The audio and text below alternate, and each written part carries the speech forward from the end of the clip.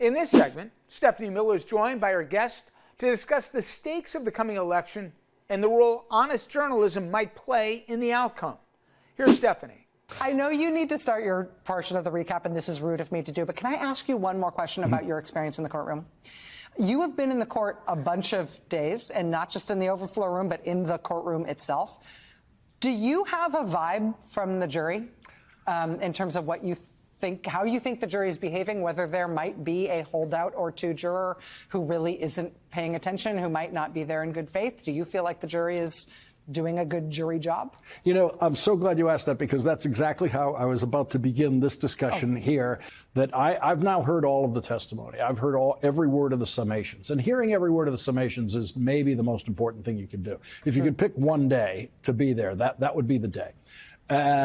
And so what I can tell the audience, and I can tell you, is I've been in a lot of courtrooms over the course of my life. I've heard a lot of testimony.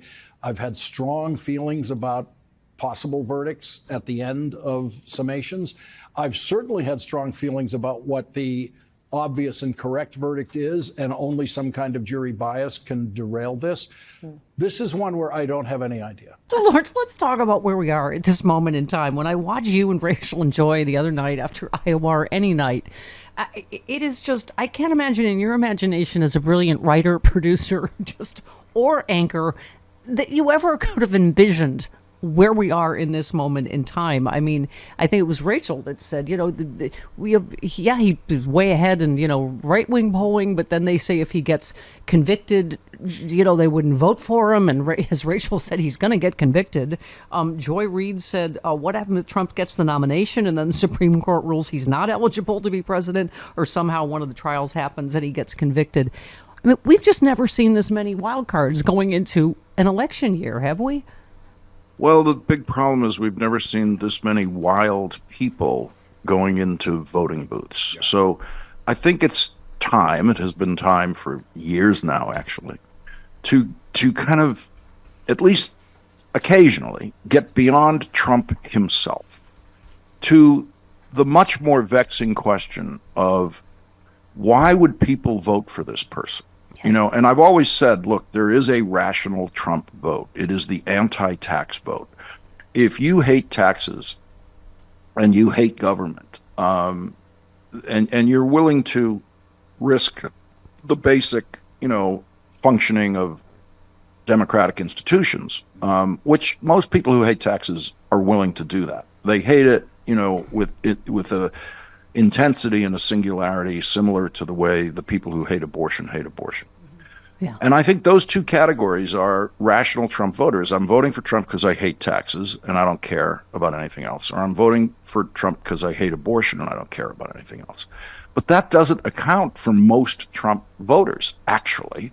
And so all of the rest of them are voting for Trump voters because, I don't know, they hate us. I don't know, but they are a dangerous force in America. They're far more dangerous than Donald Trump. Without them, Donald Trump is absolutely nothing. And so, the news media, the big establishment news media, has always had this thing. It's implicit, and they used to kind of say it out loud, in the three network era, that, the voters are never wrong. No. They can be grotesquely wrong. They can be grotesquely racist. The voters have done horrible things in this country, electing George Wallace, governor of Alabama, and all these cruel, evil segregationists that they elected to the United States Senate and governorships. And so this never blame the voters thing is probably the single biggest inhibition that continues, by the way, right across all of them. I mean, it's not different on MSNBC. If you don't hear voters being blamed, for what we have here, because of this, just age-old convention in the major news organizations that you must never do that. The New York Times has never blamed Trump voters for anything. Yeah. The only thing the New York Times has ever done is try to find Trump voters in diners and sympathize with them. And that's a giant mistake. That's a really giant mistake. And they never did that when they were covering segregation. They never went into diners in, Birmingham, Alabama, segregated white diners, to say to those people, to have sympathetic interviews with those people about why they feel the way they feel. Yeah. Yeah. I mean, it's like you and Rachel always talk about. We have normalized so much about Trump that here we are with a 91 felony count rapist. I mean, it's just, I can't even believe we're having this conversation that it could, in fact, have the nuclear codes again, but, talking about the rise of fascism, that we could be sleepwalking into fascism. I have to hope Bruce Springsteen is right. What did he say recently? He said decent people in this country outnumber Trump supporters by 3-1. I mean, I still, for some reason, feel hopeful. I'm sort of curious how you're feeling right now and what predictions you have. Well, I officially stopped predicting in 2015, I think it was, when Donald Trump was at 12% in the polls. And by the way, I've forgotten most of what I've said in my life, but I'll never forget sitting there on Morning Joe when Trump went from 6% in the polls to 12% in the polls.